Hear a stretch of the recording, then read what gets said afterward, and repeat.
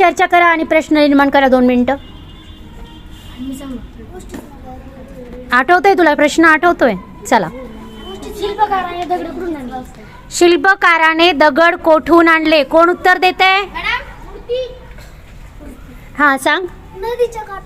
नदीच्या काठावरून शिल्पकाराने दगड आणले होते. दुसरा प्रश्न कोणाला येतोय का? आठवलाय? हा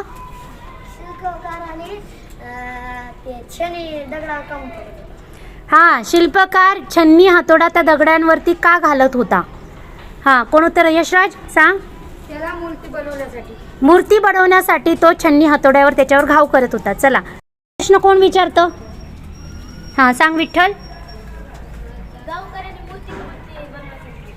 गावकऱ्यांनी मूर्ती का बनवायची सांगितली होती? हा हा मंदिरासाठी मूर्ती स्थापित करायची होती म्हणून. ओके, देव बनवायचा होता. चालेल. प्रश्न पुढचा. यशराज. गावकऱ्यांनी दुसऱ्या दगडाचे काय उपयोग केले? गावकऱ्यांनी दुसरा जो दगड होता त्याचा काय उपयोग केला? सांग कृष्णा. नारळ फोडण्यासाठी त्या दुसऱ्या दगडाचा वापर केला होता. हा पुढचा प्रश्न कोण विचारतं? आठवा. हा सांग दत्तात्रय. पहिला दगड का ठेवला होता शिल्पकाराने? पहिला दगड का ठेवला होता शिल्पकाराने?